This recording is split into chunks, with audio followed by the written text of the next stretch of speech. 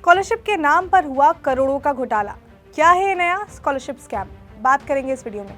नमस्कार, मैं हूं स्वर्णा और आप देख रहे हैं अनकट। तो देश भर में पढ़ रहे स्टूडेंट्स को अलग अलग तरह की स्कॉलरशिप दी जाती है। ऐसा एक scholarship ministry of minority affairs में भी दी जाती है और अब इस स्कॉलरशिप में हो रहे घोटाले की बात सामने आई है। जांच में पता चला है कि फर्जी मदरसों और फर्जी छात्रों के नाम पर करोड़ों रुपए की स्कॉलरशिप बैंक खाते के जरिए निकाल ली गई। मामले की जानकारी मिलते ही अल्पसंख्यक मंत्रालय ने इसकी जांच सीबीआई को सौंप दी। मीडिया रिपोर्ट्स की माने तो शुरुआती जांच में सामने आया है कि देश के 1572 संस्थानों में करीब 830 संस्थान सिर्फ कागजों में पाए गए। इनमें पिछले 5 सालों में 144.83 करोड़ों का स्कॉलरशिप का घोटाला किया गया है। अब ये जानते हैं कि इस पर मिनिस्ट्री ऑफ माइनॉरिटी अफेयर्स का क्या कहना है।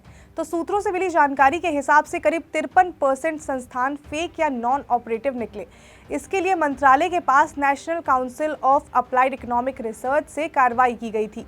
सरकार ने 830 फर्जी संस्थानों का बैंक अकाउंट फ्रीज कर दिए हैं।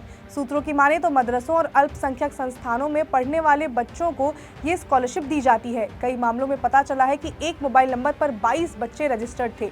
इस तरह केरल के एक जिले में पिछले 4 साल से 8 लाख बच्चों को स्कॉलरशिप मिल रही थी। असम के नौगांव के एक बैंक शाखा में 66,000 स्कॉलरशिप खाता एक ही बार में खोले गए। इसी तरह का मामला कश्मीर में भी सामने आया। कॉलेज में कुल 5,000 छात्रों की संख्या है, लेकिन फर्जीवाड़ा कर 7,000 छात्रों को स्कॉलरशिप दिया जा रहा है।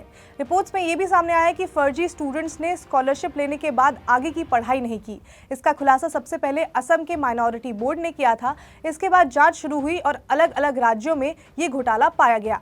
अब थोड़ा ये भी जान लेते हैं कि ये खुलासा हुआ कैसे।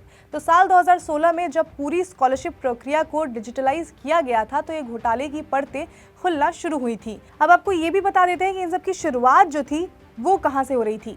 ये साल 2007 से साल 2022 तक चला। देश के 12 लाख बैंक की शाखाओं में हर ब्रांच पे करीब 5,000 से ज़्यादा बच्चों को स्कॉलरशिप के पैसे जा रहे थे।